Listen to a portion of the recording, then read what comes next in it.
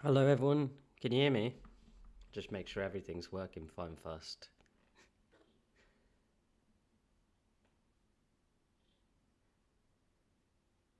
I think there's a little delay again. Hello everyone. Cool.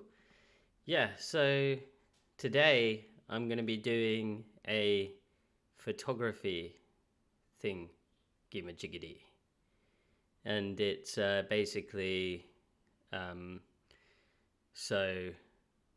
what was I saying? Yeah, we're going to do a photography thing.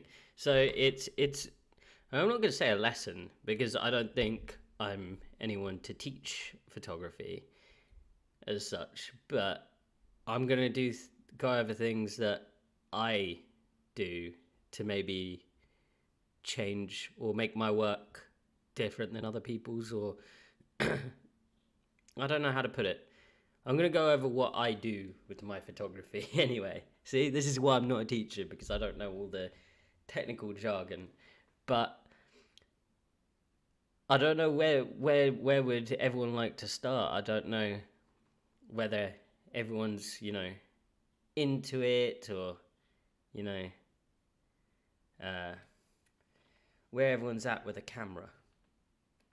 So this is mine. I'll take the microphone off.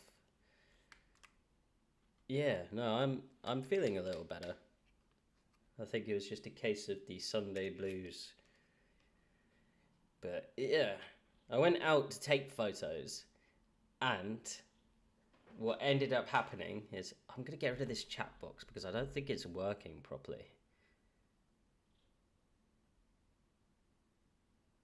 Let's get rid of that. Remove chat box. Okay, there we go. So this is my camera. Why don't I start there? So let me just go into a bit about what I do for photography and what I do for videography, because they're two different things. And if you haven't noticed, I've got a new camera to film myself so I could do this. How do you start, for example? Do you start with an emotion or an image? So yeah, that's a good place to start. For me, when I do photography, what I tend to do is I tend to start with an emotion. But there's different types of photography, you see. There's the sort of photography that people do for like companies and for commercial photography, basically, where you have an image that you need to create for someone, an idea that is already there that you need to create and you need to make, and that's sort of like a different type of photography than what I tend to do. Yes, I do take those jobs occasionally, but they tend to be more like people would hire me, let's say, because they like my style, as opposed to they need someone that can do something exactly to their specifications. So for me, I'd start with an emotion, but there are lots of people that don't start with emotion because they don't consider theirs like art photography. They consider theirs commercialized photography. So everything would start with the basic settings on a camera, and how you do that is inside a camera there's a sensor, and I'm going to teach you how to put your camera on manual. So you shouldn't really do what I'm doing much because you let loads of dust in, but I'll clean it later. Inside a camera there's a sensor. Nowadays modern cameras will have crap, how do I put this back on? I've got to fight you. So yeah, nowadays you have two types of cameras. You have a mirrorless camera, and then you have a DLSR, which is a camera that was before mirrorless cameras were around.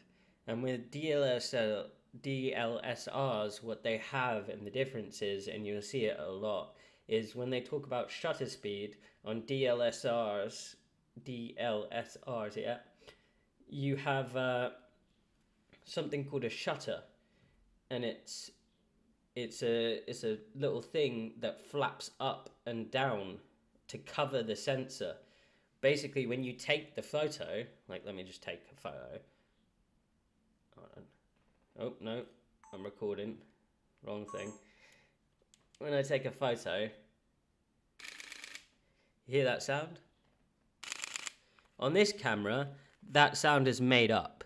That's not there. But on a SLR or a DSLR, which is the digital version of an SLR, what that noise is the shutter opening and closing. And what that shutter does is let light right through the lens into the sensor, so it can create an image using the light.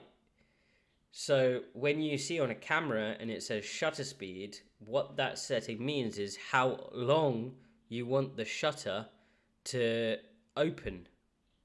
That would have been about like 20 photos, I reckon. Yeah, I'd say. But I have quite a fast shutter speed, and I'll get into what they are in a minute. Then you have two ways of letting light into a camera that you can change, really. And the other one is inside. Wait, inside there. You won't be. Oh, you might be able to see it actually. There is, and if you look at the thumbnail of this video, you'll see there is an F inside this shape, and you can see that shape in there. That's like a little hole at the end of the lens that lets light through it, and that hits the sensor. So what you can do is you can change, it's called aperture. And when you go to a lower aperture, you're opening that hole wider, and it lets more light in. But when you close that hole, it lets less light in. And when you come to think about it, you're like, oh wait, why is there two ways to change how much light is getting to a sensor? Why does that make sense, you know? Because you're like, why? So yeah, that's what she said. So the reason behind it really is that both settings do something very different. When you talk about aperture and opening the hole at the end of the camera a bit wider and a bit closer, it changes how far your photos will, you call it, yeah, it depends really. Like, I mean, like, I'll explain it a little more. When you're messing with aperture, what you're really thinking about is how much of your photo you want to be in focus. So like, let's say I put my aperture up to 20. That's a really, really, really small hole at the end of it. It's open a little bit at the end of the camera. And what that means is tons of my image is going to be in focus. I'm going to have like a really crisp everything in focus image. When I open it up a lot, what tends to happen is part of that image is in focus and part of it's not, which is why when you have a low aperture, it's good for portraits, because it's what causes the face to be crisp and the background to be, they call it bokeh. So you have like a blurred background and your face is crisp. But when you come to shutter speed, what you're doing essentially is the higher your shutter speed, the quicker that shutter's opening and closing. On a mirrorless, just simply it's automatic, like there is no actual shutter movement to make the camera lighter. What it is like how long it's flashing that sensor to pick up light. So like what happens is at a lower shutter speed, you'll find motion blur till the point where your image can become so blurry because you're capturing so much movement that you can't really see what's in the image. But when you put it up really high, you're creating solid images, so things that are moving really fast in front of you will suddenly just be still and crisp as if they were absolutely still. So if you want to show a bit of movement in your photo, by like let's say a bus goes past you and you don't want it to just be a solid still bus in your photo, you want it to show a tiny bit of movement, like bit of blur around the edge, then that's then that's what you do. You'd put your shutter speed down to like, I don't know, not too low, but not too high. It depends really on the day because you've got other settings for. So now I've explained what the settings do. Your basic idea behind using them is you decide what you want your image to look like, and then when you know what you want your image to look like, you move the two settings up and down in order to get the image that you want. So when I do street photography, I tend to not like much movement in it, but I don't mind whether some of it is out of focus, because sometimes I like the focus to be on the subject, but sometimes I'll put the aperture up. So like it's basically what I mean is like, you know, you change one another, but what you've got to be constantly thinking of when you're changing these is you always want your image exposed. So your ability to change these is going to change in different light. And that's where your next setting comes in, and it's called ISO. And what ISO is this is a tough one to explain. I always get confused with ISO because I just leave mine on auto, really. ISO is something that happens. A lot of people think it's inside when you take the photo, but it's actually applied after your photo. And all you really need to know about ISO is the higher you crank the ISO up, the more it will lighten your image up, but the noisier that image will get, so the more grainy that image will get. So if you want a really clean, not grainy image, you don't want your ISO to be high up, so you'll put it down low. Like let's say a really sunny day, you'd probably use ISO 100, 200. On a really dark, cloudy day, maybe ISO 400, 500. Night, you'd want maybe ISO 800. But modern digital cameras, that's like film. So like on film, you'll literally see it says like Fujifilm 400, or I had a roll of film around, I could have shown you, but it said Fujifilm 400. So that's something that you use on a maybe not so bright day, because film has the ISO already in it, so you don't change the ISO on film cameras. But on digital cameras, it's brought a world about where you can now change the ISO in the camera. So you could go to incredibly high ISOs and brighten up images to the point where you wouldn't be able to brighten them a long time ago. But the catch of it is you'll have a very noisy image. When it comes to me doing street photography, I don't really care how noisy the image is, because I shoot in black and white most of the time. So when you're shooting in black and white, your ISO, it doesn't really matter where it is, and I don't want to sit around and change it every few minutes.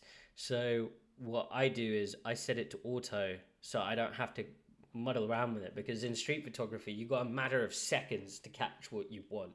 So the last thing you want to do is play around with settings. I can change the aperture and the shutter speed just by twiddling these two round things. I've forgotten what they're called. You know, you pull them and they turn. I can just mess around with it just by doing that really quickly. So I don't need to think about the ISO. I just want two things there. Like let's say I'm looking down the camera and I see oh, there's my image. I'm looking there and I see there's my image. It's like a woman walking past with a bus, and I've got a few seconds. I'm pulling my camera in. As you come in, this is where I usually start shooting. That's what people don't sometimes do, is you're not going to be able to come into an image and completely compose your image right, but I want to compose my image well. So what I do is, and why my camera shoots so many photos, is because I come into the photo and I start going, and then as I get to where I want it to be, and I've been changing the ISO, I've been changing the shutter speed and the aperture whilst I'm doing it. As I'm coming in, I'm composing the image, so I'm doing every single thing at once. And it helps because you don't need time to sit there and go, oh, I need to change that. Oh, I need to change that. Oh, how am I composing this? Because your image is gone. It's out of there. And that's what makes me, at least me, be able to capture something that I've literally just seen like half a second ago. And yeah, let me just answer a couple of these questions. Which do you prefer, DSLR or mirrorless? I prefer mirrorless, to be honest, because the only real difference I've found, well, there's two really, is is the shutter in it. It tends to mean that you need a bigger camera, and it tends to be a lot heavier, like a DSLR. And if you're walking around with it all day and you're moving it fast and you're trying to find stuff, you want as little weight as possible. And when I do it, I've got a massive lens, and this is my only lens, mainly because I've never really, I want to buy a prime lens, to be fair, so I'm going to save up for that over the next year. But Sony lenses are just ridiculously expensive, so I managed to get one that seems to do the job for everything. So yeah, the other reason I like mirrorless cameras is the viewfinder on here, because it's not going down. And basically on a the reason why they call it mirrorless and they call it DSLR, it's not mirrorless, is because on the edge of the shutter is a mirror, and when you look through the viewfinder, what you're seeing out the lens is actually what's there. But on a mirrorless camera, it doesn't have that through the viewfinder. So what you're getting on the viewfinder is what the sensor is picking up. So the sensor is just picking up an image and it's displaying it to you on this TV screen or through this eyepiece here through the viewfinder. So when you change the settings on a mirrorless camera, you can see what your image is going to look like. Let me see if I can make this super. There we go. Can you see how it's going dark and then it goes light? I can look at the image and I can see exactly what I'm about to shoot, So if I want to, shoot a nose photo, then I know how to expose my nose photo right just by looking at the camera, So that's why I prefer a mirrorless camera. Do that again with your hand, Joe. I'll do what? Sorry, I didn't realise what I was doing. Nice twiddling action, flicking the knob bits. Yeah, I have brilliant. I know the names of everything on the camera, definitely. It's a button nose at the tip, like mine. Gran said it was God's favourite because it allowed the owner to button up all their favourite thoughts so they would escape through them. She was lovely. How do I like the picture crops too? Everyone do that again with your hand. What did I do with my hand? Just print that. So and drive it to Wimbledon. I will do that. I'll print it, sign it, and drive it to Wimbledon for you.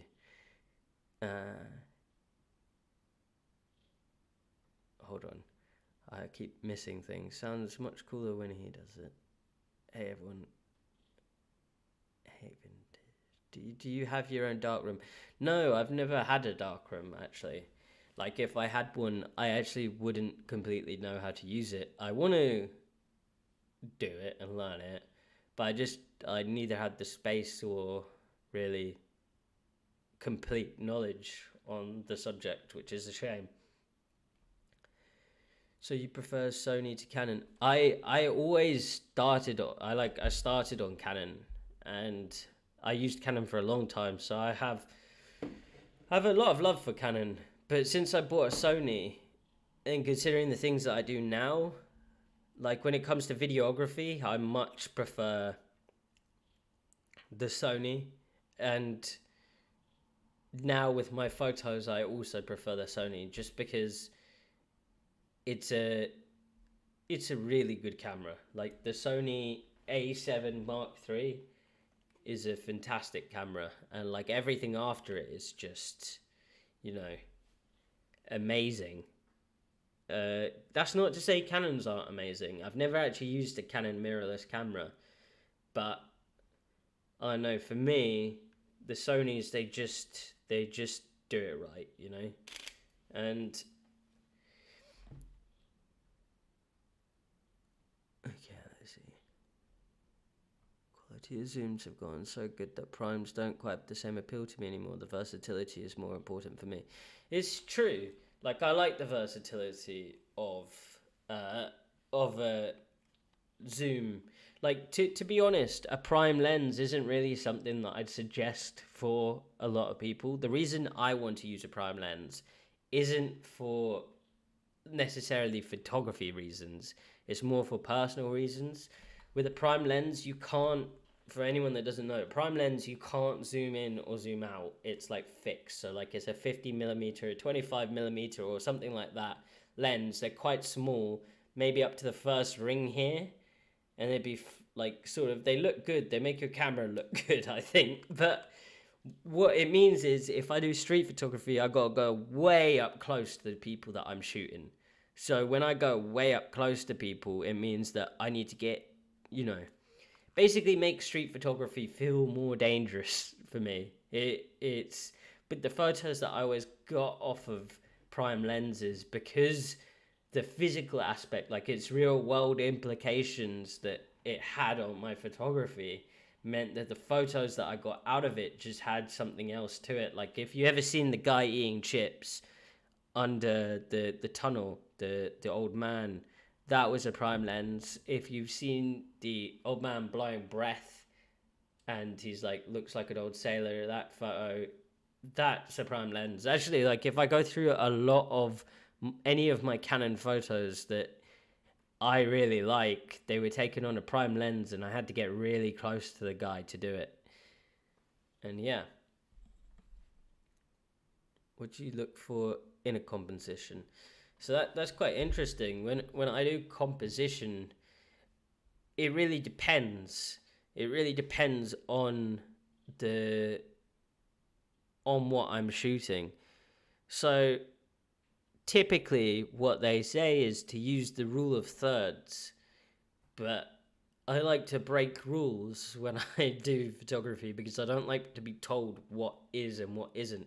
So typically, from what I understand of it, your person should take up like a certain third of your photo, be it the middle or the side, and you usually use a grid like the one that should be on my camera now. There should be a grid. I don't know if I've turned it off. No, there is. I just don't think this camera is going to pick it. Oh, yeah, there you see this grid. So, like, if I was going to use the rule of thirds maybe in the middle, I'd want to compose my head like this into more that middle square. And that's how you typically compose, or like a bit more there or a bit more there. I don't know if anyone's seen Joey Sparks' reaction to the video that I shot for Pat. And what Joe talks about is how you compose a shot. And for me, it always just depends a lot. Like there are photos that I've taken where the entire photo is white, and then right at the bottom, just minuscule, barely taking up any space, is just a black outline of a figure. So like, I'm talking like, let's say the photo took up this screen. The person I'm talking about is like down here. Like, I like doing things with like a lot of negative space if I'm if I can find it sometimes, like just loads of white and then the tiniest bit of black, or framing people in different positions. I find when you're doing composition, it all depends on the photo that you're going to take. If you see a lot of interesting things, the idea that I have in my head is I want to capture them all inside this photo. So I'm going to start looking for the composition as I'm taking the photos, which sounds a bit weird, but I'm zooming in and zooming out, moving my body. And this is another thing I think a lot of photographers sometimes forget. Well, the ones that I've seen recently, some of them, is when you're taking photos, when you're moving around, don't stay still. Like, I've seen a lot of people, they just stand in one spot, like when you're taking the photo, and it's like they're glued to that spot, and they'll move the camera, they'll zoom in, but they'll forget that their knees are a thing. They'll forget that their body moves to the side and stuff. When you can move around, you don't have to rely on where the camera's pointing or the zoom or something to move your shot and find your composition. You can move any part of your body to do it. You can go down low to see if there's a bare place there. You can go to the side, you can bend your knees, you can lean backwards, you can move and stand in a completely different space. Sometimes where you're standing when you see what's happening isn't always where you want to stand to get the best photo. I mean, sometimes it is, because sometimes I just see photos, but just because I've seen a good photo doesn't mean I'm standing in the best place to catch that photo, if you know what I mean.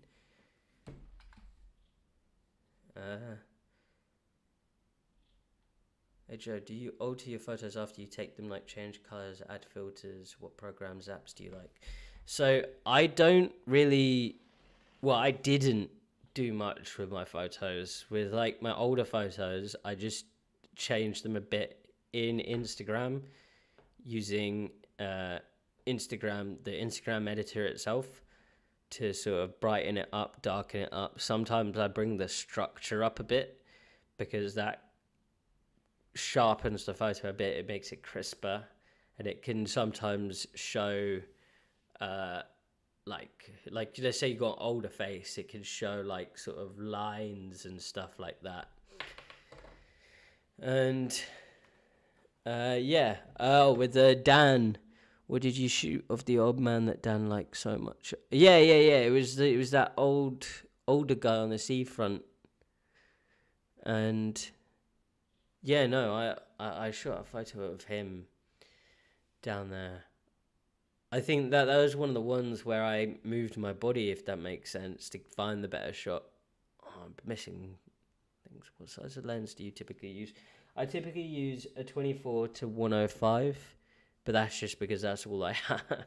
Is there a program software called Lightbox? My friend uses Lightroom. I'm actually going to bring it up in a minute to show you guys how I go about editing a photo. I never finished that question, actually. Yeah, nowadays I use Lightroom quite a lot. If it's something that I've taken that is for someone else that needs to get it out, and it's for a piece of work and stuff like that, I tend to do less editing myself, and I tend to rely on other people's edits to find a good look for the photo to put it out quick, because editing a photo yourself can take a lot of time, and that's where I come to how you shoot in a photo. When I shoot in black and white, I never expect to edit it, so I shoot them so that they save as JPEGs. But when I shoot in color, or I shoot for someone else that's paying me, I tend to shoot so that the photos come out in RAW. And what that means is I can put it into a program like Lightroom, and I can edit it a lot better. It edits quite well when you do that.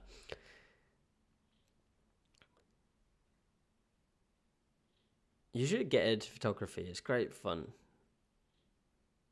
You can always do it when you're doing something else as well. So when you're doing your daily, walk, your run, your whatever, if you just have a camera around, you could just take a photo, even if it's your phone.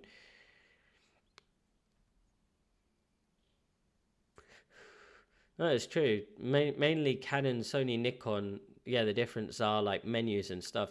There are cameras that I wouldn't say that's true though with. Leicas, for example. Now, it's like my main dream in life, like one of my few dreams, to own a Leica. The other sort of camera I'd like is a Fujifilm. When it comes to Fujifilm, you have film profiles and stuff that, are fantastic.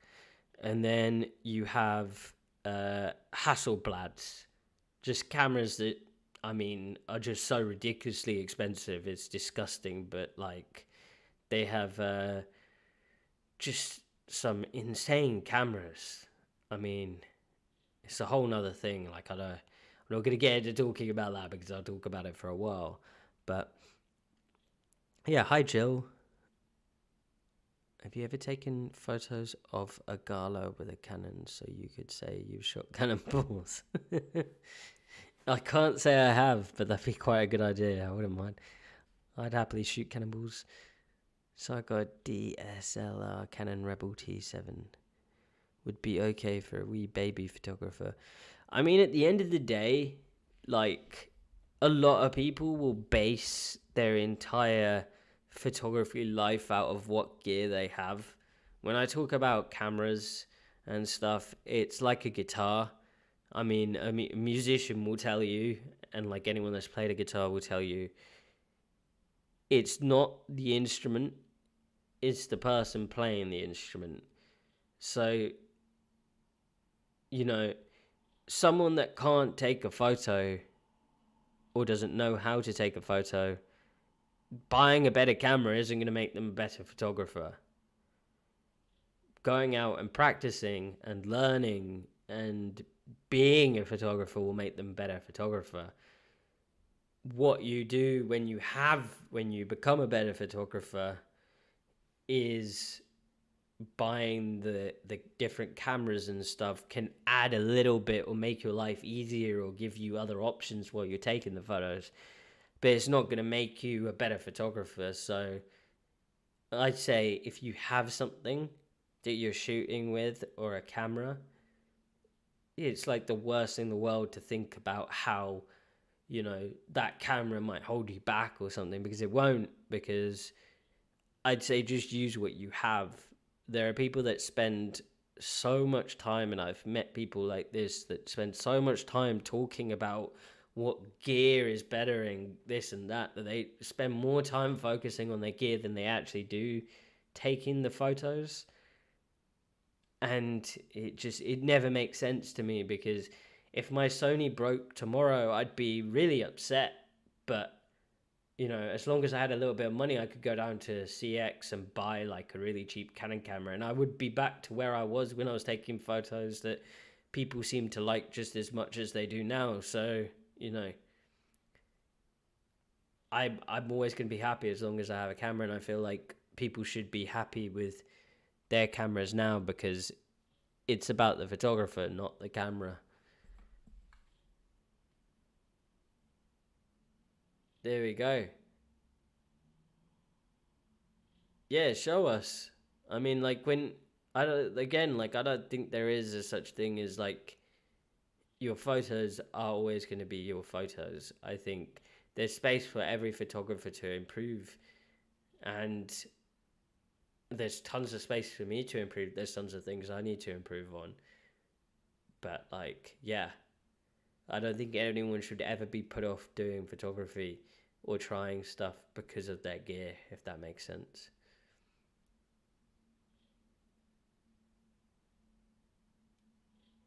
Do you have a favorite photo? That's hard. I like a lot of photos by Henri Cartier-Bresson. I can never narrow it down to like a favorite photo, because there are so many photos that have inspired me in different ways and that I like. Like, there are loads of photographers around now that take fantastic photos. I sit there and go, holy crap. One page that I really like is Photo Cinematica. I don't know if anyone's seen that, but that's a great page. It has all these cinematic photos, some of them like taken on like films. Like, there are some incredible films for photos now. And yeah, oh, I will skip ahead. That's it, Lightroom. Do you prefer black and white to color? I wouldn't say I prefer it. I got stuck doing black and white photos for a very long time because I was really perfectionist about how my Instagram looked, so I didn't want to add color in. But I don't know, I really like color photos. I like what you can do with them. Like, I really want to take cinematic photos. That's like my thing.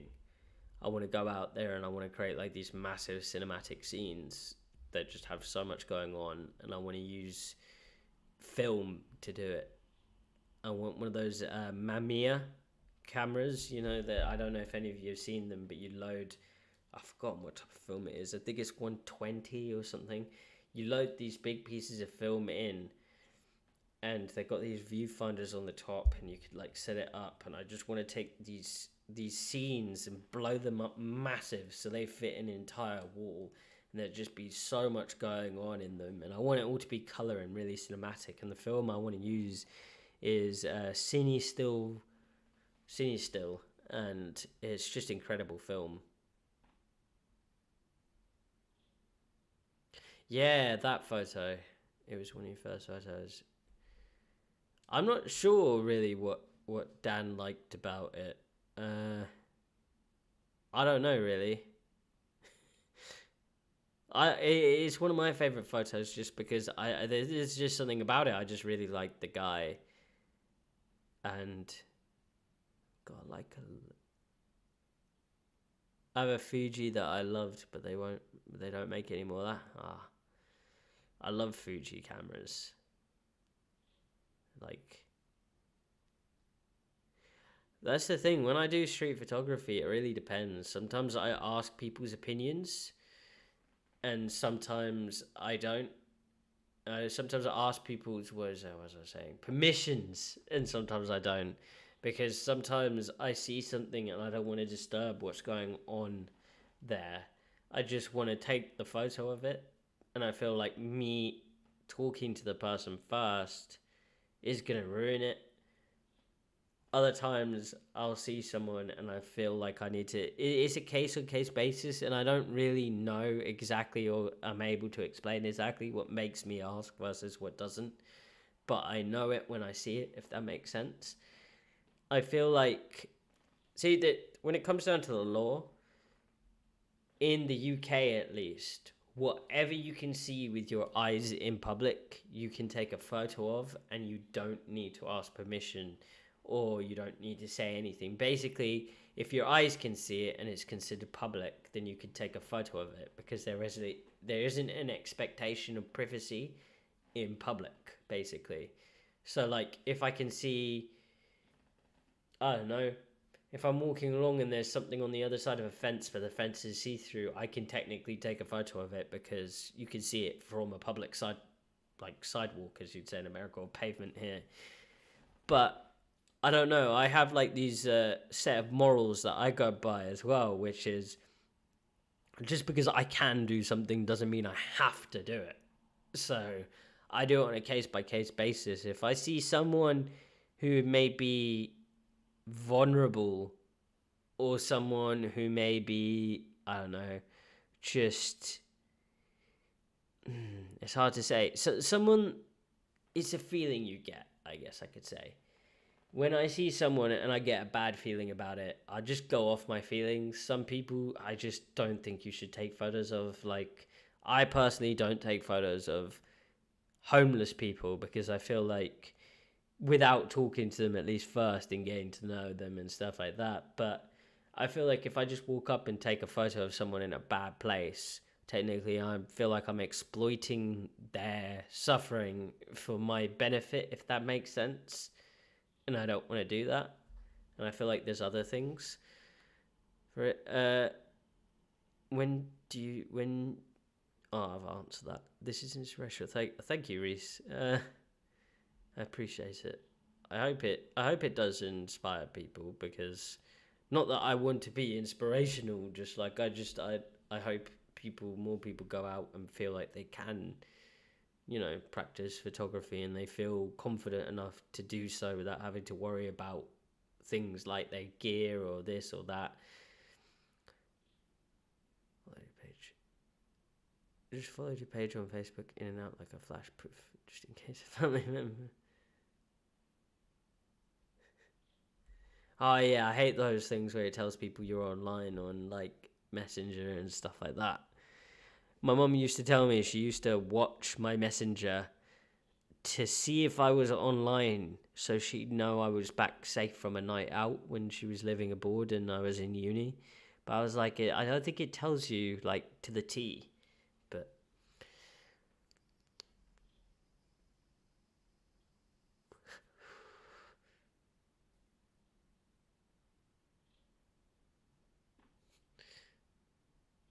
yeah, see, like even on your phone, there's nothing wrong with taking photos on your phone. I find like, I personally, I find I can't take the photos that I want to take on my phone. It just lacks something, and I don't quite know what that is.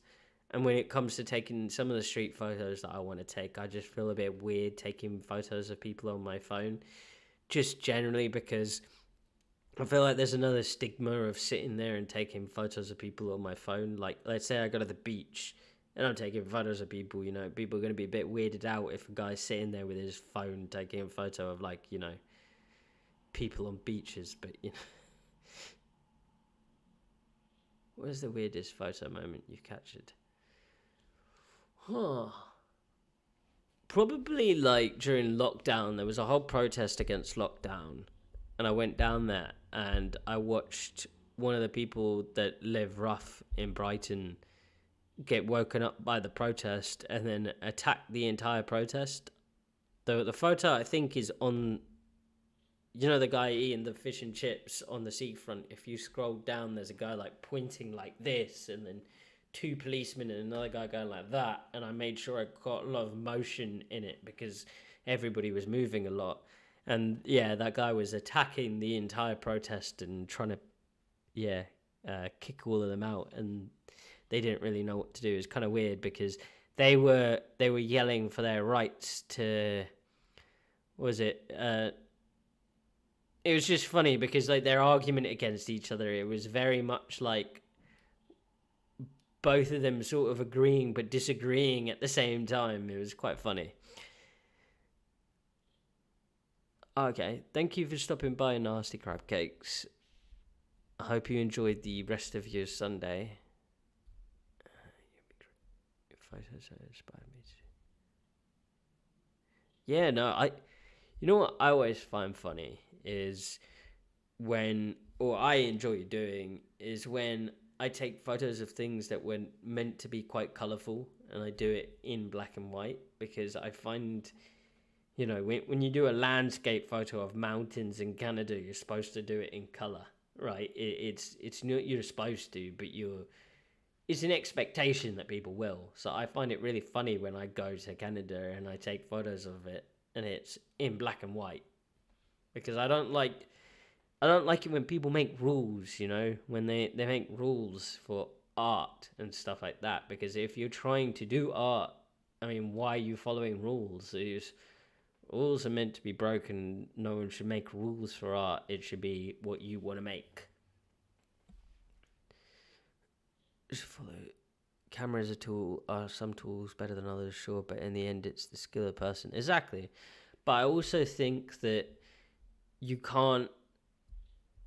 Basically, if you someone, it's like not limited, right? So like, if someone is down on the other end and they're taking photos they're not happy with, a lot of the times people turn around and blame it on the camera, when in reality it's not them and it's not the camera. It's just having the patience to go out there and hone your skills. And like when I first got started, I'd spend like 6 hours a day, almost 7 days a week, walking around, going crazy places. Sometimes I'd be out from the moment the sun came up to the moment the sun came down in summer, which was like 6 a.m. till 10 p.m., just walking around constantly taking photos after photos after photos. I'd have my digital camera, I'd have film cameras, I'd have extra batteries, and I'd go home to swap the batteries out.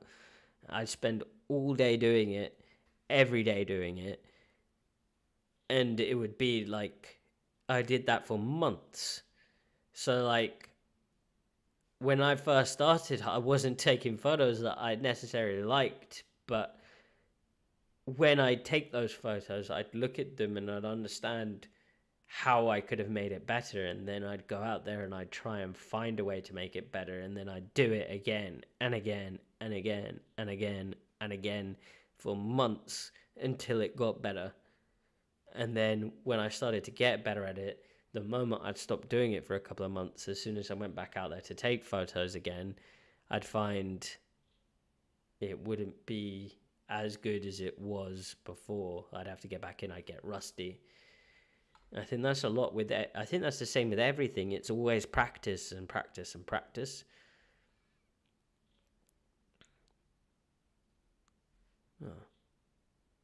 Skip.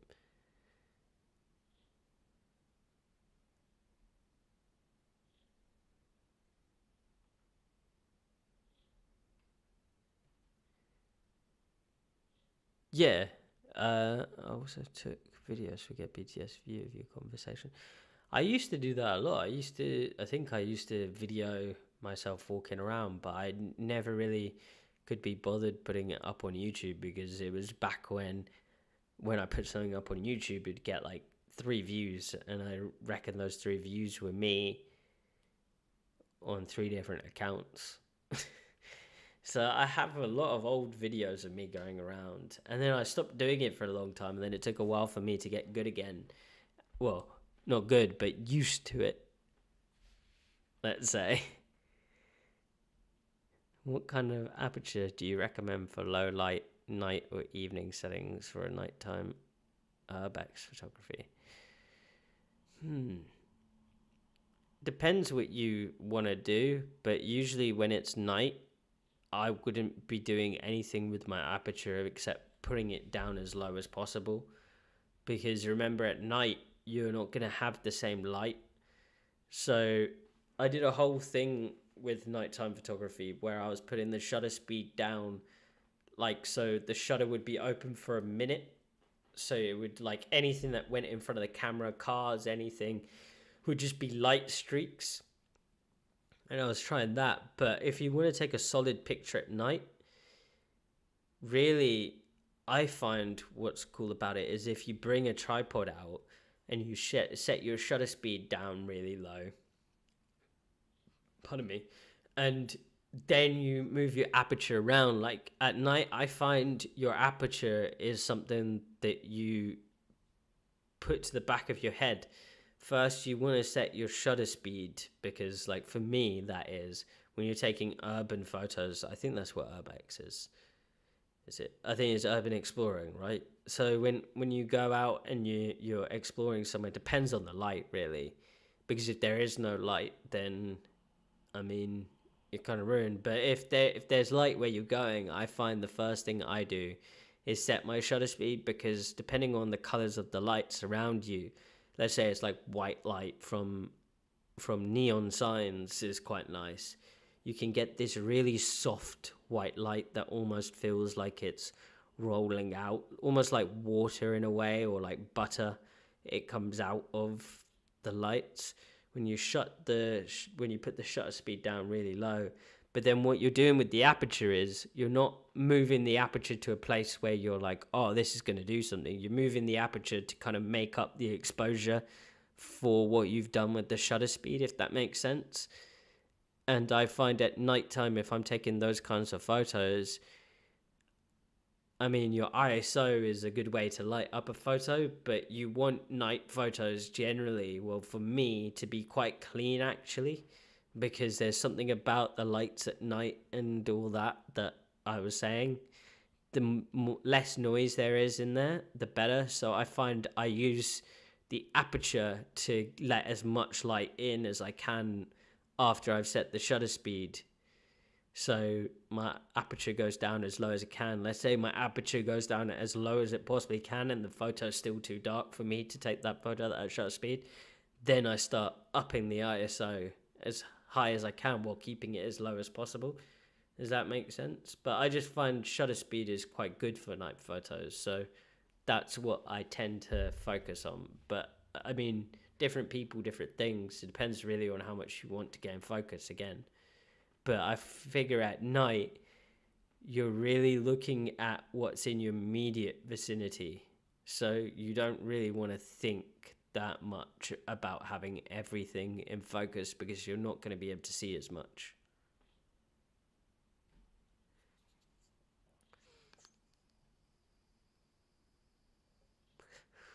Do I ever get an aggressive reaction when I take a photo of someone?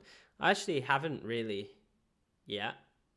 I've had like a couple, but I just usually walk away and ignore them.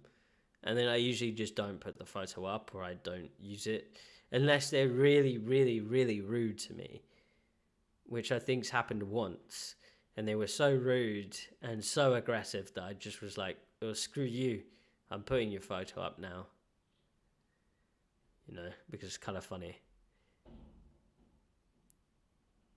I just thought about trying to pioneer macro street photography, but then I realised I don't like getting beaten up. Yeah, you'd have to get pretty close for that, wouldn't you? Oh, I love my mum too. Povey phone photography. Yeah, that's me. Definitely.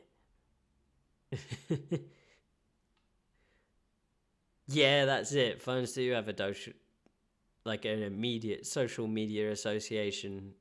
Cameras don't as much, and I find film cameras even less. If someone can see that you're using a film camera, it seems, even regardless of how much that person knows about photography, the moment they realize it's a film camera, they so do not care. I don't know what it is in their mental state. I guess it's the idea that the amount of effort you have to go through to get that photo made, and then not only that, but your photo's going to be physical as opposed to, instantly digital and puts this other barrier in front of people where they're just like, it's a further step back from, reality. Whereas you're using a digital camera, I find it's sort of more in the middle. You're using a phone, it's very much like got social media connotations. Someone's, when you get, at least for me working in Weatherspoons, when someone pulls out a phone to film you, it's never usually, unless you know the person. If someone's pulling out a phone and they don't know you and they're trying to film you, it's usually never that positive. It doesn't relate to positivity in my mind anyway.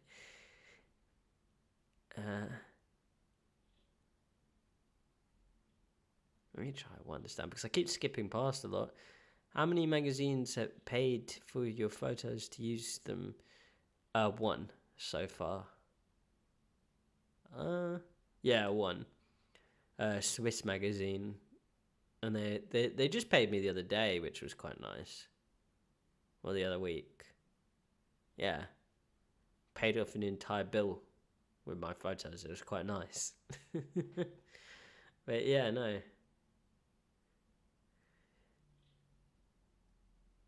Yeah, I like to capture emotion, I think. Definitely. I like to bring emotion out of people before I capture it, because it's like I know, it's weird. I've said this to people before, and it relates to other things as well, like to get cheesy or something, but like, there's this moment with someone where when you're taking their photo, if you're having a conversation with them and it doesn't relate to photos at all, it's just in a conversation with someone, when you start talking to someone on the street or your friend or anyone, if you start talking about something that brings a vulnerable conversation up, which makes someone feel vulnerable, there will be like a moment where sort of a piece of that person comes to the forefront. And when that happens, if you're ready and you can take the photo quick enough, you almost like you catch a piece of them.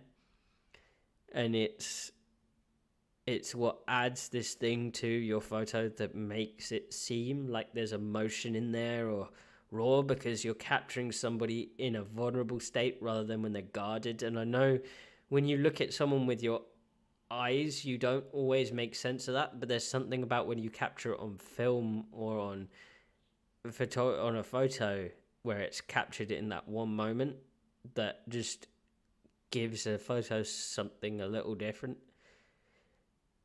And it's the same. It's like you can see it on your friends and stuff like that. I've always said, like, and this is the cheesy part, is like, let's say, when you're dating someone and you don't, like, oh, how do I put this without sounding like a complete muppet?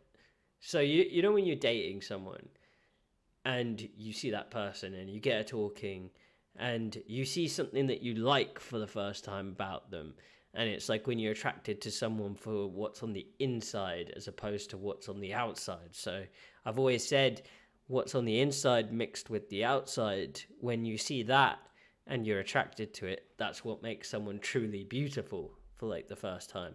I've always found it's the same with like photography. When you meet a stranger, is when you bring something from the outside out and it mixes with their outside, that's when you find like the perfect photo, because you're capturing an essence of them that could be perceived as beautiful, it could be perceived as ugly, it could be perceived as angry, aggressive, whatever emotion they have. They're having an ugly emotion, like really angry, or they want to attack, so you're going to capture that and it's going to give that feeling to it. If you capture a beautiful moment or an emotional moment, you don't always know what you're going to bring out of someone, but I guess that's what gives the photo its emotion. I definitely prefer film. All day, all night. Film, 100%. I'm way too broke and probably will be forever to shoot on film. That's an expensive endeavor, like buying the film, developing the film, all that. But if I if if we lived years ago, I'd be a very happy man being able to shoot on film all the time and it being the only way to shoot. I know people that shoot on film now, and just the idea of how many photos that I go through, I just can't imagine having that many photos on film. I'd have to change how I shoot. When I shoot on film, I do shoot a lot differently. I'm a lot more reserved and I take a lot less photos and I'm way more careful about what I take.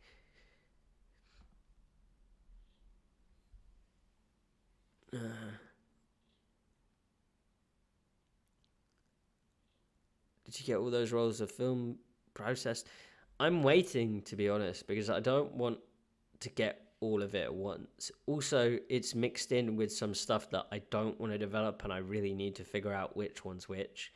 I also want to send it to the right developer, because I found one or two places that I used before, especially in Brighton. There are these two places. I don't want to say their names because I don't want to cause problems to their business, but they messed it up a little bit and it was kind of annoying and a bit of a waste of money. And I found out these two places use the same place to develop their film, which must be where, Anyway, so long story short, they messed up a bit of film, and I don't, no bad blood, but I don't want to send something back there and risk it getting messed up again. Also, I want to sort of develop it slowly over time, sort of, so I have something later, because I know if I develop everything now, I'm going to look through and my idea of what my best image is going to be a lot different. If I develop one roll of film and I look at that and I go, oh, I like those 4 photos, those will be my favorite and I'll put them out.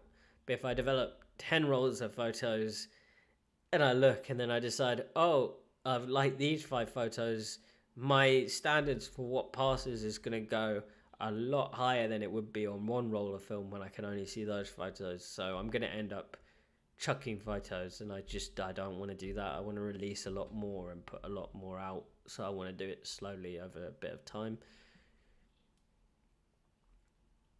When you take 20 super fast shots to get the one you want, do you have trouble deciding which is the best? Sometimes, but I find usually my finger comes off the button the moment I've seen where I've taken it, because like as I'm doing it, I'm seeing the photos I mean, I can't literally see the photo, but I can see the photo, if you know what I mean.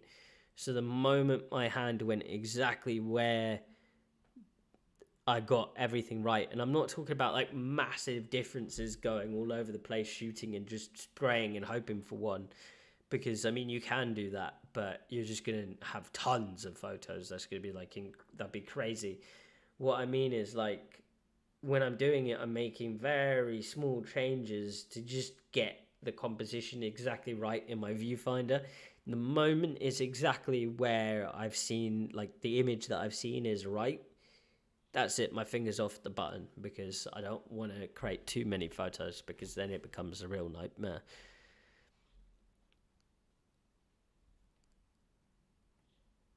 Something that really helped me develop my eye is watching photo critiques, like Scott Kelby does. Yeah, see, that's the thing is, I used to like watching stuff like that. I'm not sure who Scott Kelby is, but I might check him out.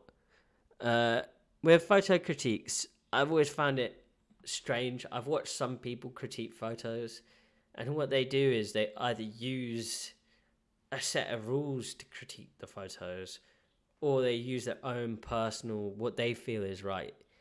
And what I've always found about that is, I don't, obviously these people are giving their photos up for critique, and I have no problem with people doing that. I just don't like other people having I like seeing photos, and then I've seen that photo and that gives me inspiration, but I don't like other people having sway on what I do, because I feel like just because someone else likes something doesn't mean that it's right. I like having, I don't know how to explain this one. I don't know. I might check him out. I've seen some other critiques where I've not really been a fan of watching it. I like to develop my style in a way that I feel like no one physically has their own voice to make me doubt something that I'm doing, which I found one or two people I watched had very opposite opinions on a couple of things than me. And it's not that I think they're wrong, I just don't think they're 100% right either. I mean, I may be wrong on it, but yeah. Anyway.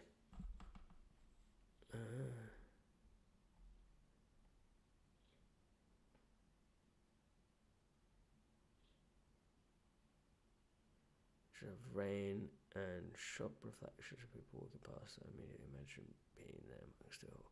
Yeah, no, I like those sorts of things. I find when you use mirrors, rain, puddles, glass, anything really that you can, I don't know, I find it's really interesting when you add another dimension of reflectiveness back. I really like doing multiple exposures and double exposures, and I'll go into that a bit, but yeah, I like doing those sorts of things, and I feel like glass and stuff that you can use in person actually helps and does a lot for that sort of thing. And yeah, no, I don't know how to put it. So I'll start reading other stuff before I'm done. Merely imagine being there amongst it all. I think that's also another skill, is putting someone in a spot that immerses them in what was going on at that moment, which is quite cool about some photos that I've seen, is you can be transported back to a different time, which is what I really like about, if you've ever seen those videos where they bring to life old times, where they have Victorian England or something like that, and they use AI now to completely regenerate it up so you can like literally be in that time frame. I think that's incredible. I mean, that's where I think videography has somewhat of an edge on photography, because I mean, nowadays there's going to be too many videos. If you're like in 200 years from now, you're going to look back and go, oh, what's this TikTok, huh? But you look back then and there were so few cameras that it's quite rare. but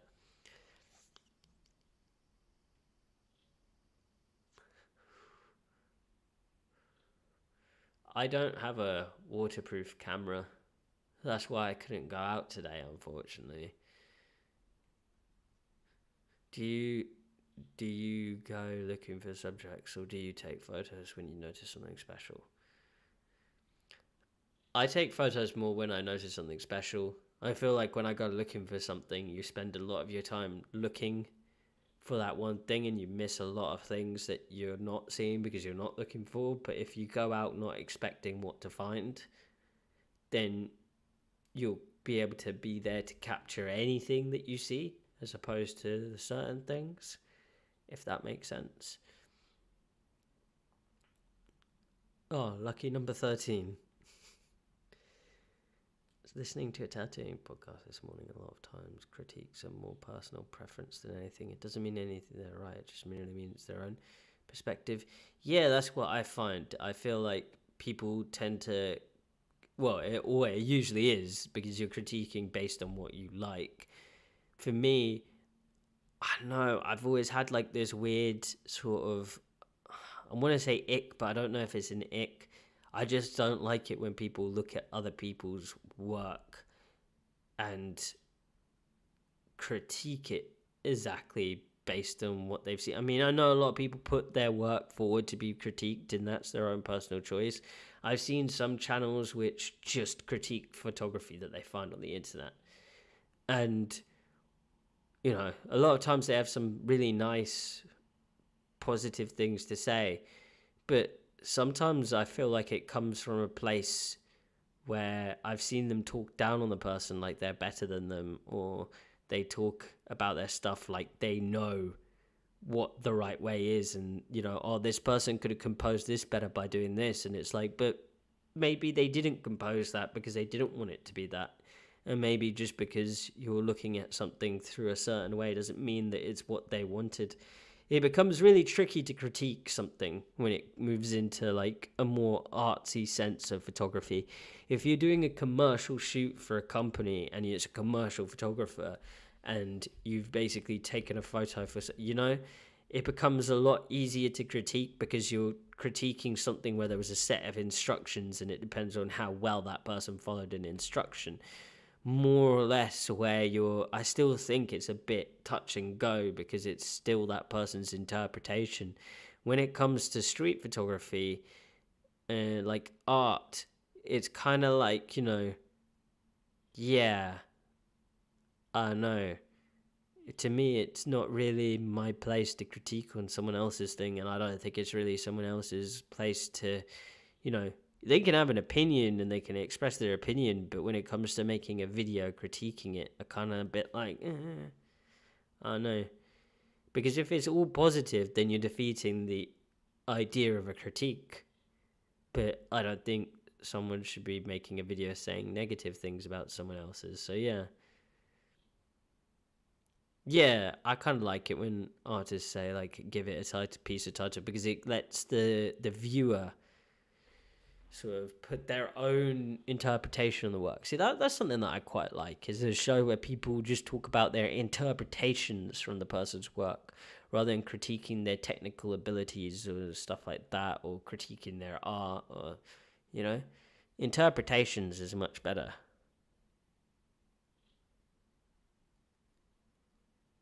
That's quite interesting, underwater photography. I've seen underwater videos where they've gone under like coral reefs and stuff and shot down there, and it's quite interesting. I'm not that great underwater. Like, I was scared to go underwater as a kid, and as I got older, I was able to go underwater. I went snorkeling a couple of times. Never really enjoyed it. I like baths. I don't like deep water, but I mean, to get like some cool photos underwater, it might be worth it. Like, I wouldn't mind capturing some marine life or some crazy stuff underwater, like marine street photography, like a street of fish just going along and a shark just sitting there having a coffee, sort of thing. You know, I think that too. Have you guys ever seen this channel called Dive Talk? And I don't know why this channel was ever recommended to me, but it was about these cave divers. and they talk about cave diving incidents and all these different crazy cave diving things. And I didn't know this, but if you're a diver, you have to get a certification, and it's really hard to get to like this certain level. But when you get to that level, you're not even ready to become a cave diver. Apparently, like, cave diving is so dangerous. And yeah.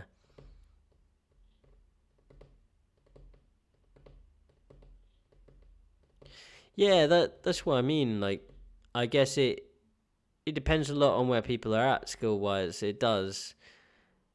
That's what I mean by, like, it depends on someone giving their photography to someone, but I think it also then very much depends on who they're giving their photography to, you know. And yeah, very much depends. I mean, I haven't seen this guy's things at all, so I mean, might be worth me watching it before myself commenting on it.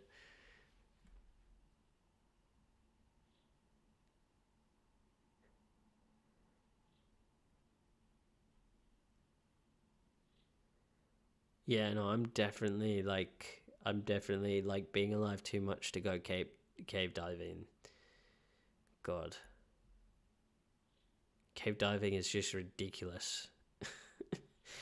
Like, the amount of horror stories I've heard from just people cave diving. So I had another idea for today. I was thinking of bringing you guys into Lightroom and maybe editing some photos. I don't know what you all think, but I have a special photo set up. I don't know if I'm going to be able to edit these, actually, because I know it took me quite a while to edit these photos like they do, and I'm not the best photo editor. But anyway, into Lightroom we dive.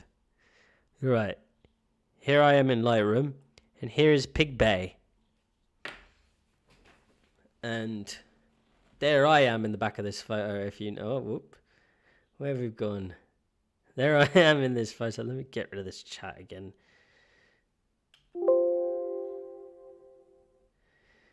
All right.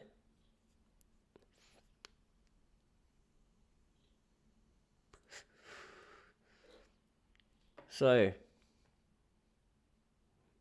let's see. What can we do here? Oh my god, every time I click to... Oh, some serious armpit hair there from Vic. I mean, not Vic. Pig Bay. Alright.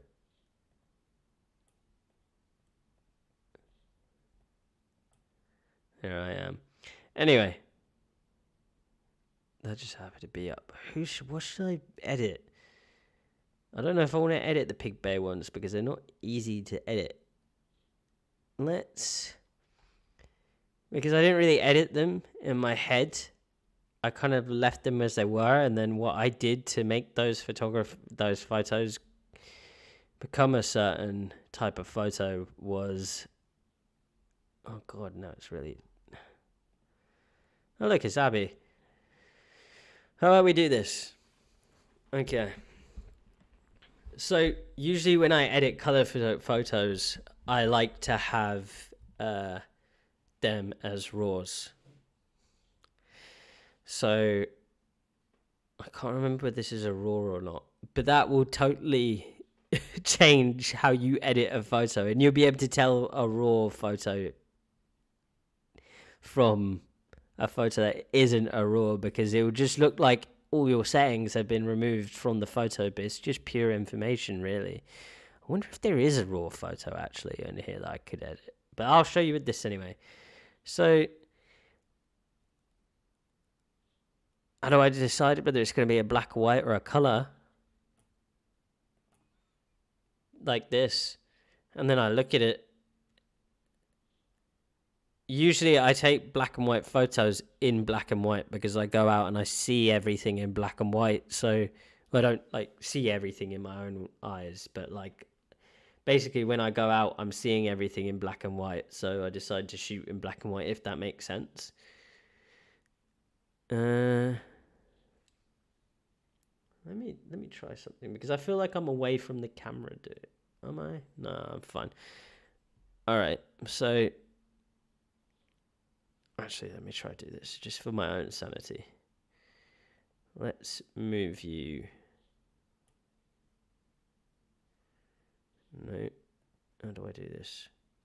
Let's move this.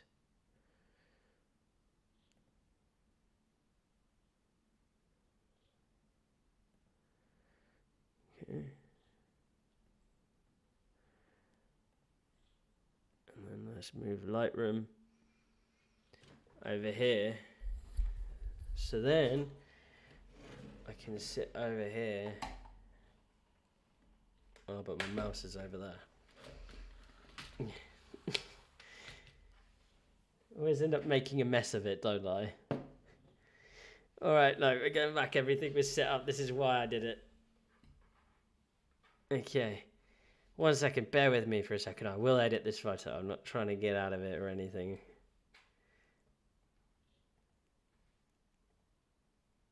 Let's go back to the display. This is really uncomfortable. Okay. Yeah. Alright. So let's position you there. And let's actually get a good look at this. So if we have, let's say, Abby here, and she's in black and white, first thing I do is I want to turn down those lights because they're quite, you know. Also, as you can see, I don't want to comment on her, but you can see light shining off of her and stuff. So I personally say you'd want to turn the contrast down.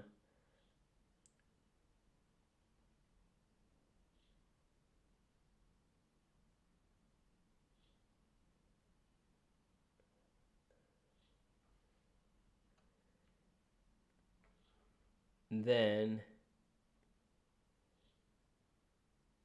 I want to turn the shadows down a bit. There's some whites in here as well, but I can't decide whether I want them up or down. Fine, black photos, black and white photos. We don't need colours at all. Texture. If she's a this is going to be a massive generalization statement from me now, so I'm really sorry if I offend someone with this. But this is just something that I've learned from doing photography. If you have a model and she's female, a lot of the time women have different features than men. Well, some of the time. And when you have a person with a softer feature set, I tend to feel they like it if you can soften their face.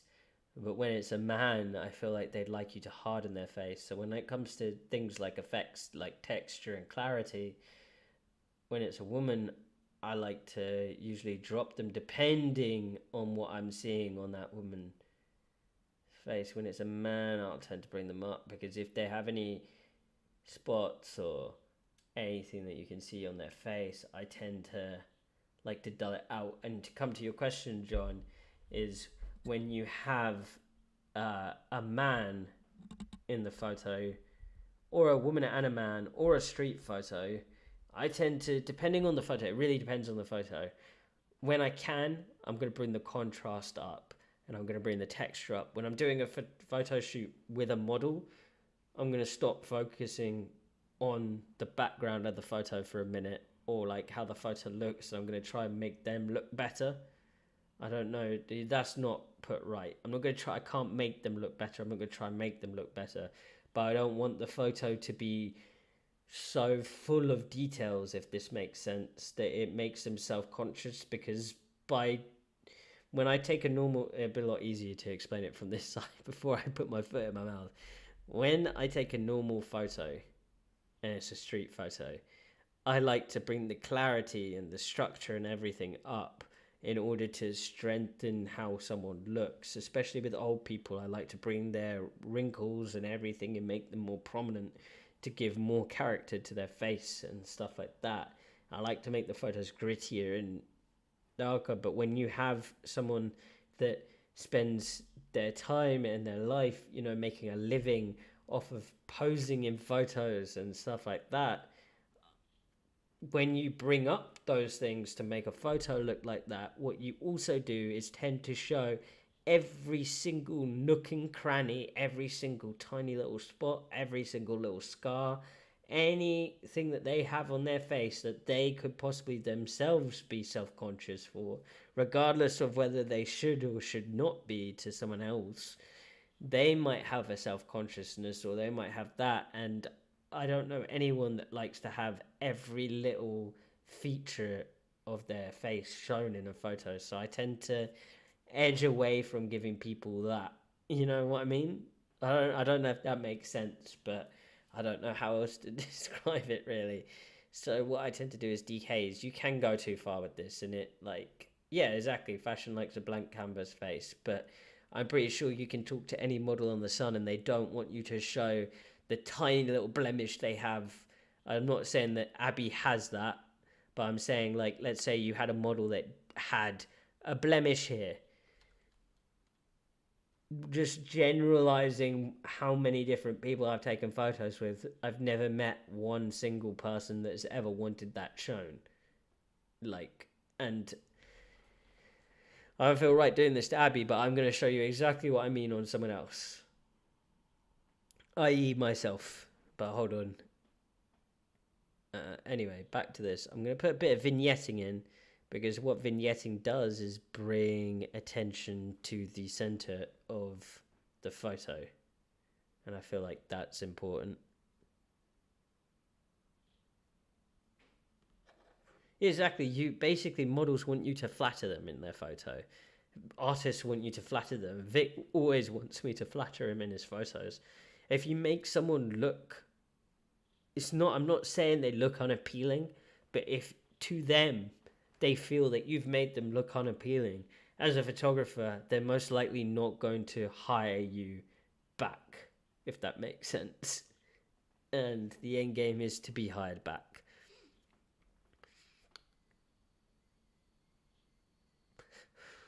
I had a bit of grain, but now we've softened off the features. Now I'm going to go back up because I can see the background, and whoops.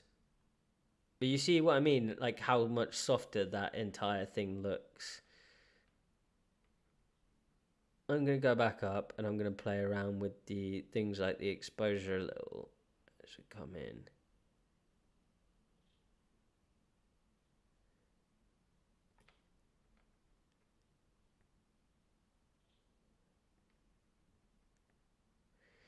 I find the trick is you never want to make massive changes when you're editing. You don't want to pull something really far in one direction, because it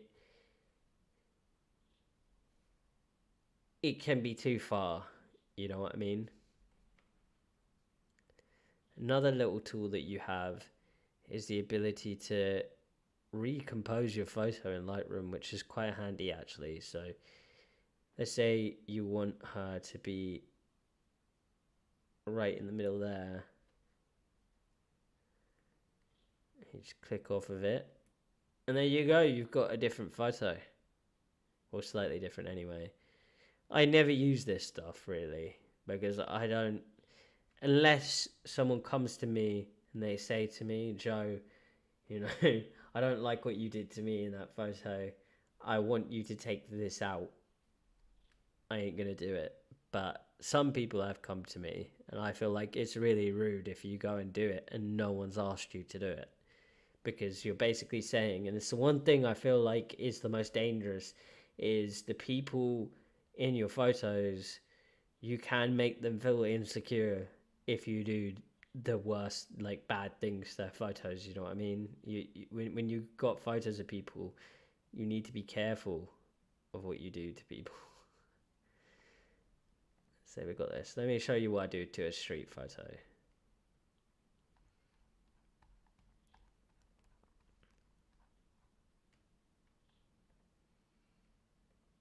This is what I mean about composing it, right? This one I was actually just trying to get the guy smack bang in the center.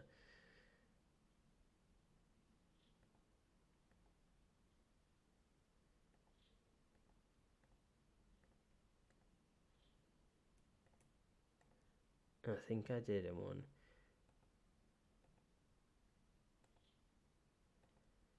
These are the photos I took with Kate Hook, by the way, when I went out. This was her idea, even.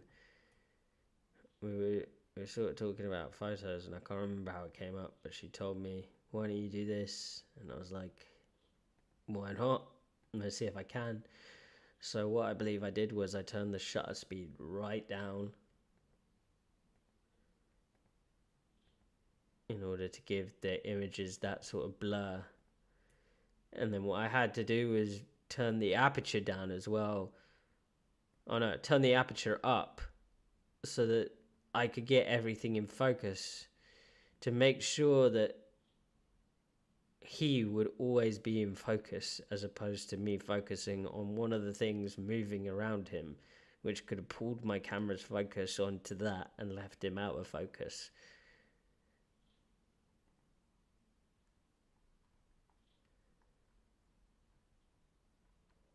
Anyway, I can't really find that one. I just want to find a photo to quickly edit. Let's say we got this guy, right? I mean, it's like...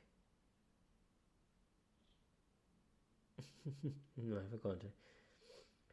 Well, the thumb I heard for people is if it's temporary thing like a blemish, remove it. If it's a permanent thing like a mole, leave it. Yeah, I know. I've just learned in my time. I'm just not gonna touch anything on anyone because, believe it or not, people are a lot more. This is what I did to this photo, if that makes sense. This is what I did previously. I don't know whether it's any good, but I tried to make it a bit more blue. I tried to make it look a bit more like it was taken on film.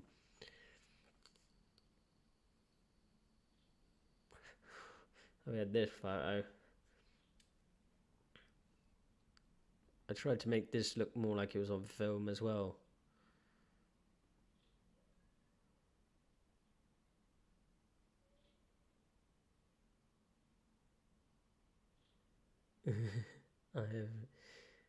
I have no zoomed in so far. It's ridiculous. I can see everything you're touching on Lightroom. Is it hard to see? Okay. Let me just get this and let's turn that down a bit. Let's take some of the contrast out. The highlights, there's not really many highlights in there. Shadows. He's wearing something black. I want the details in there. Lines. Black, so I feel like I don't want to crush them. Minute differences. Let's put some... I think it's a bit more warm because it's going to go with the red in here. So let's bring that up. I want to add a slight tint to it. Is it better with a green tint? Yeah. See, when I do it, I shuffle it around a lot because I want it to like warm it up a bit and tint it that colour. Let's get some.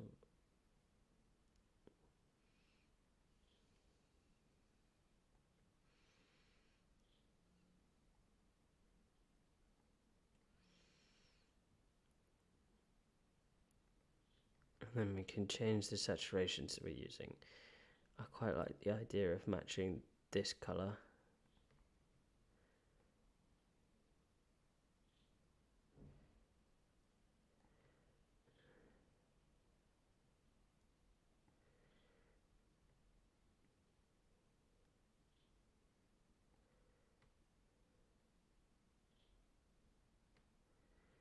This is more like, this always reminds me of how I colour grade in Premiere Pro. I quite like it.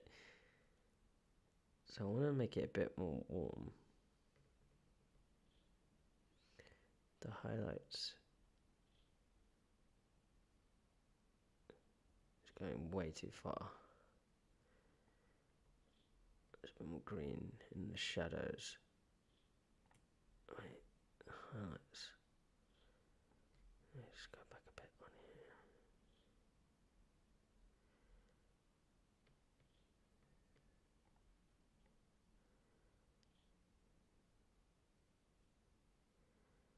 It's a little bit more orangey. find the right shade of orange. Towards the roof, towards the highlights, I want them to be a bit more greeny to give it that hue. And then we're going to make it look like it's got green tint over the top of it, like if it was in a roll of film. We're going to bring this here. So now it should look more like it was taken on a film camera.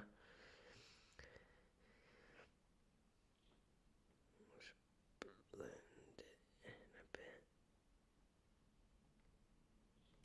I'm going to touch the balance when it comes to the texture.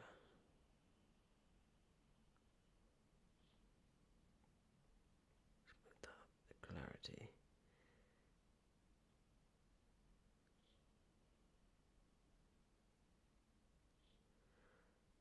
Smooth that down.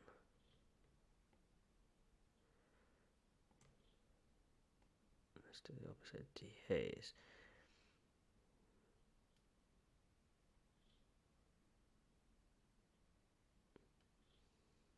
Make it look like there's a bit of mist, basically, in the air. Bit too much, I want it to sit. This is where I wish I had one of those, like, loop decks, where you can just twist it, like one of those knobs on it, and you just basically can turn the image slightly. Like, just make minute changes. When I use a mouse, I always end up making, like, such a big change that I don't want to do, and it's quite annoying. Yeah, loop deck would be sick. Basically, on a color photo, I don't want to bring a black vignette in here. So what I'm going to do is I'm going to pull this up so it gives it a bit of that sort of fade that you'd see on film. And grain, I reckon we actually put quite a bit of grain in here because I don't want to be too clear. Oh, crap. Almost got rid of my entire grade there. Okay, let's...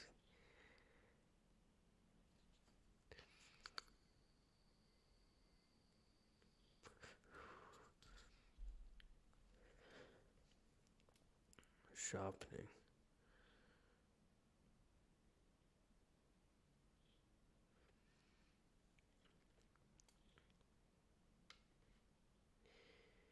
Okay.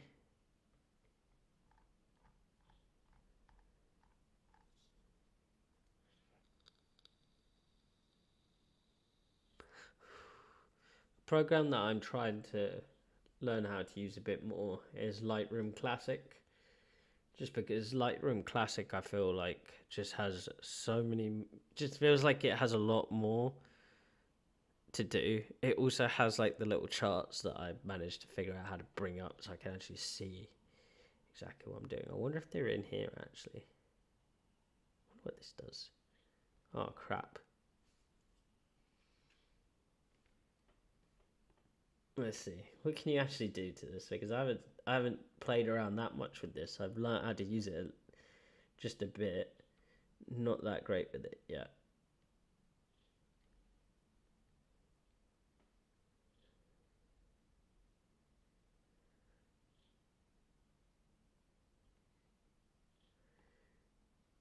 Anyway, let's see what you guys are saying. Oh, there seems to be quite a lot. Famous portrait to use to paint subjects. Reflection in a mirror because it pleased them the most. Interesting. You never see. That is crazy, isn't it? You think about that. You never actually see, like, in person your own face. You can see it reflected in a photo. For all you know.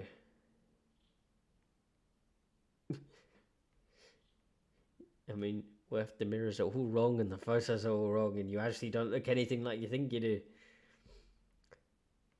Ah, thank you, John. I appreciate that.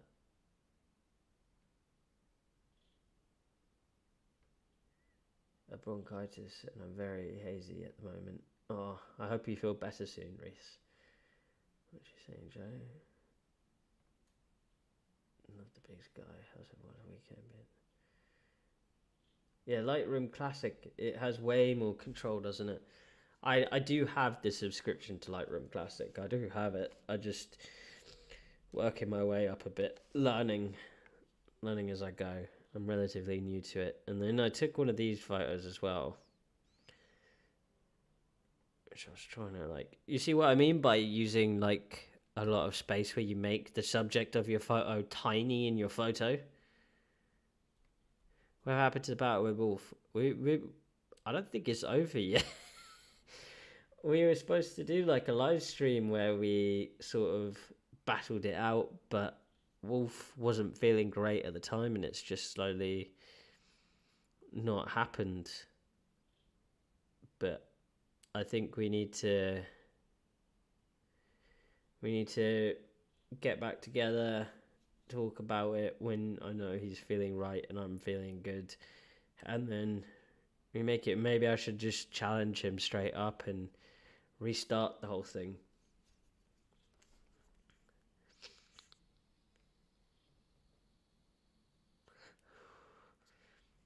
And then yeah, so this is what I did to this photo. I've got an idea. So you see how I'd edit this photo if it was color. Let's go to another version of this photo, and let's switch you to black and white, and let's see what we do differently. So with this one, instantly I can see what I'm doing. I'm bringing the exposure up. I like a lot of contrast in my black and white photos, so let's bring that up. But I feel like the highlights are up a bit, so I'm going to bring them down. The shadows, I'm not too sure. I feel like them coming up is going to show a bit more grit in the photo, and it's quite a gritty thing because they seem to be in there. Whites, I don't want to mess around with them too much. I mean, let's make it a bit more whiter. Blacks, let's bring the blacks down a bit. Now we can see that dirt starting to appear, which I quite like that.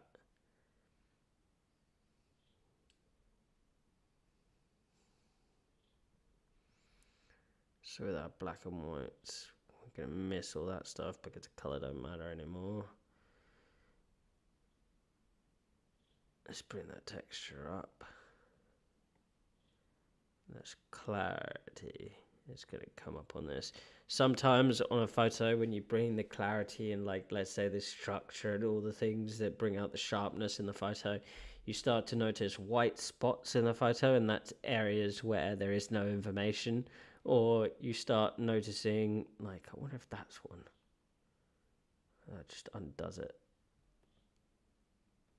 Oh, there's something on his shirt. Rush. Whoops. Okay. So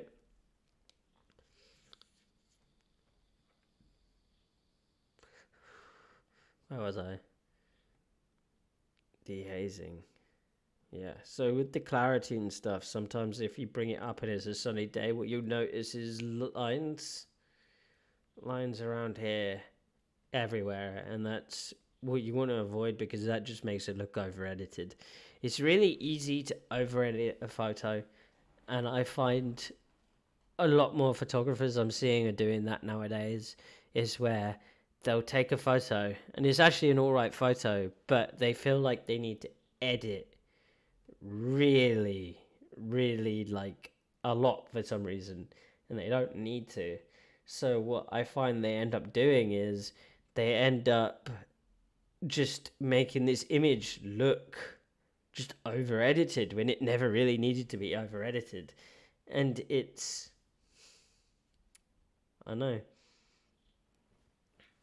So like, yeah. Unfortunately not.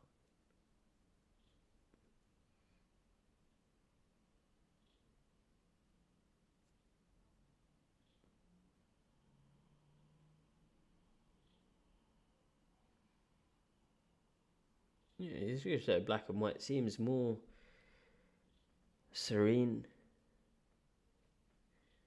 About deflation. I think. Do you think like? I think this has been a thing for a lot of people. I've been feeling really deflated this past week.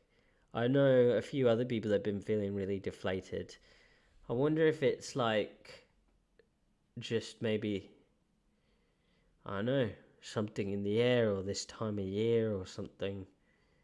Yeah, I think it is the weather. It's just, I know it's when it gets dark early and it's like by 4 o'clock it's dark out. So like earlier when I put up that thing, oh I'm going out to take photos. I go outside, yeah, something in the air.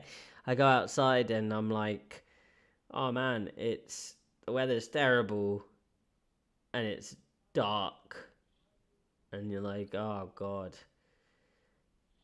like at least in November it's like kind of meh. In December you have Christmas, so like I'm not like a massive Christmas person. I mean, I like Christmas. I'm not gonna say I dislike Christmas, but I'm not one of those people that's like, gonna spend all their money on Christmas decorations. I know a lot of people that will. I'm looking forward to Christmas. I like it. Don't get me wrong. I don't dislike it, but I always find it fun when you walk around and there's all the Christmas lights up, and it kind of takes away from the feeling of being like, oh, it's freezing outside and the weather's miserable and all that. There's like happy music and it feels like there's some sort of cheer in the air.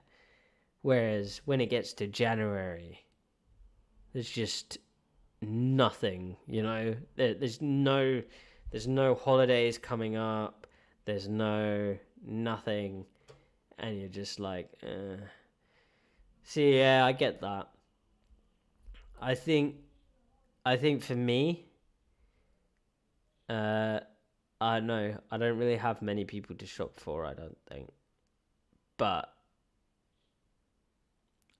I don't know. For me, it's not Christmas that I mean. It's kind of like when you walk up the road and I don't know how to explain it.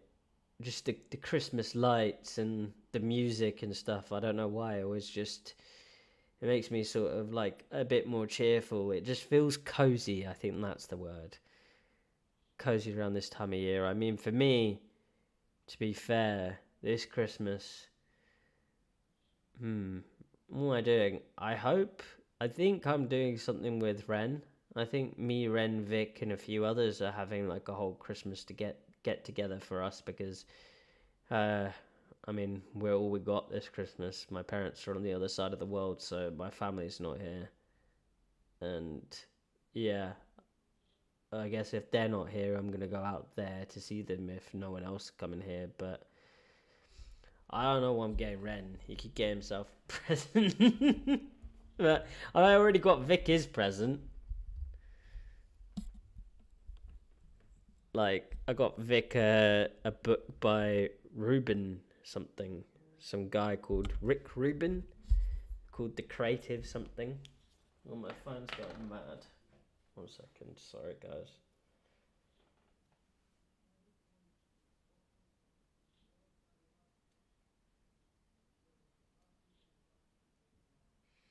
No, I don't know what I'm getting. Don't know what I'm getting, Ren. But yeah, I gave it to Vic already. Unfortunately, because he was supposed to come and grab it, and then he was gonna grab it. He was gonna buy it himself, so I ended up having to give it to him because he was just gonna buy my present.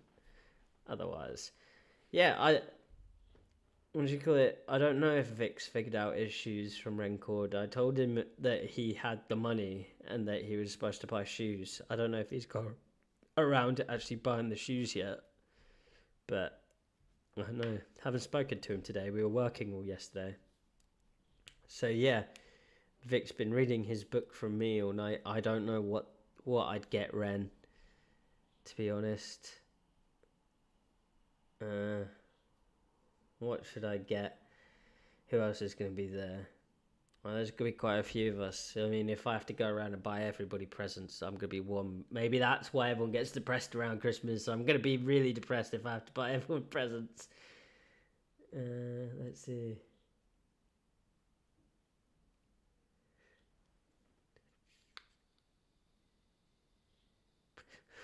That's it. I'll get him a Rick Astley CD.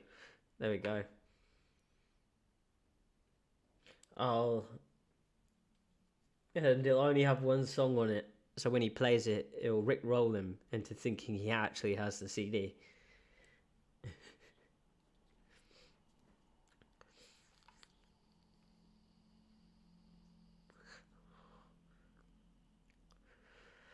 Or I'll get him another #1 album. It just won't be his one. It'll be someone else's album that was #1. Get it? I got him a second #1 album. Oh god, I'm too funny. I don't know what get everyone else.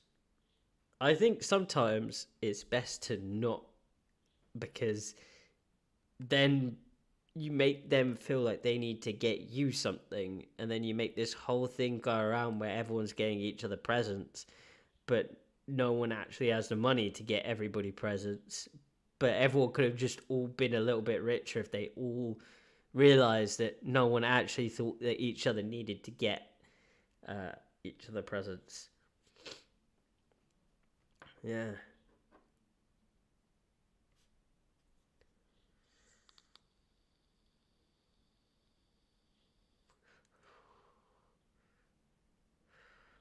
Yeah, I'll just print my nose. How about that? What was it? Who was around the other day that said I had a pretty nose? Goran. Goran thinks I have a pretty nose, apparently. Which is quite funny. I was telling him about like the whole nose thing, and he was like, "Yeah, you do have a pretty nose, to be fair." And I was like, "Oh, thank you, Goran." How about this photo? Should we edit these?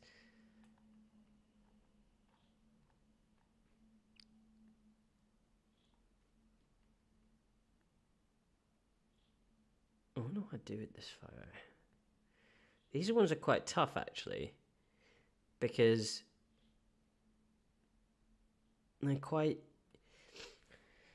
Sometimes I think, getting back to photography, I think the biggest mistake people make is trying to use editing photos to make a photo that, you know. Okay, so here's the thing: when you look at this photo, what would you say was good about this photo, if it's good at all? Because when I look at it, the only thing that I like about this photo is that it shows a guy playing the piano, and yeah, that's what I'm saying. I like it as it is, you know. I mean, it's not my favorite photo. I wasn't, I'd never plan on putting it up, but it looked kind of cool. For me, I'd turn this photo black and white, which I think I did, and I think I like it a lot better as a black and white photo. Maybe I play around with the exposure a bit just to perfect it a little. But I think that's the thing with some people, is they'll get a photo that they've taken that looks kind of plain, because when you go out, you're not going to take every photo perfect. You know what I mean? I don't. I don't think anyone else is going out there and taking 100% perfect photos. I take a lot of photos that I throw in the bin, A lot of photos I go, oh, I saw the idea there, but I didn't manage to capture it.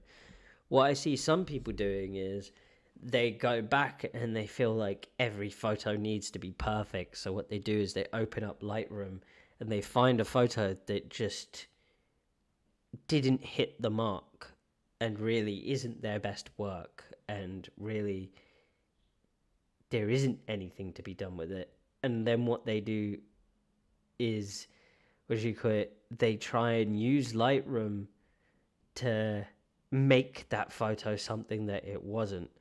And I find it's the same with video editing, is when you have a shot, sometimes either the shot just needs to carry itself, but with the moment you start adding things in that were never there, you start adding something unnatural to the photo, and then what you end up with is something that is just doesn't look real. It just doesn't look good. It just looks like you've taken something that wasn't there and tried to over edit it into the point where it now just looks like an over edited not good thing. And then they put it out because they feel like now they've edited it, it is amazing. And I feel like that's the problem with a photo editing app, is I like to use my photo editing app if I use it to start, you know, either adding slight corrections to something that I feel needs it or is ready to go, and just changing it around a little bit, or doing what I've just done, which is change it to black and white and then correct it a little bit. I could think it's like color correction for photography, isn't it, really? Or like if you are doing something commercial, that's when you start using it more to do something. But I feel like if the base isn't there, it's photo editing isn't gonna change that. I feel like photo editing is a tool that you use to improve on the base rather than change the base. I think that's the problem some people find nowadays, is they rely on the editing when really it's better to do the work in the camera and then make minute changes in the editing suite. I mean, like, let's say we take a photo like this. This isn't the one, but let's say I take a photo of, I don't know, Vic in front of neon lights or something. Let's try and find one. There'll probably be one here. These are the photos I've taken of Vic in the past, right? And these are edits I put on. Let's say you're doing something with this. This photo was quite plain when I took it, but what I did was I made it look, well, at least I think I did, I made it look more cinematic, and I feel like in doing so, I've made it more cinematic, but that's just because the ability to do that was there, and I took those photos to make them cinematic, if that makes sense. But I feel like if we went back to the previous photo, I don't know how to explain what I'm saying. I'm getting kind of a bit of a headache now. But yeah, I feel like editing has its place and it also doesn't have its place. If I showed you the unedited version of this photo, which I don't know if I have, like, let's say this photo. No, that is edited a bit. And there are a few photos in here that I just really did nothing with. Like, let's say, let's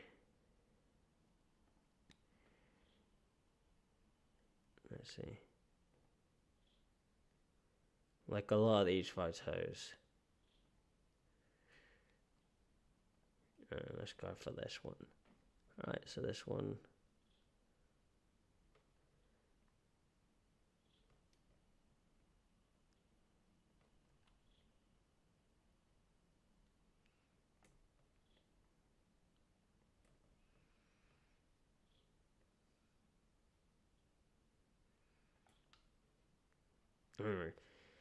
So, I'm feeling a bit nauseous, actually. I think it's from staring at these screens in the dark for a while.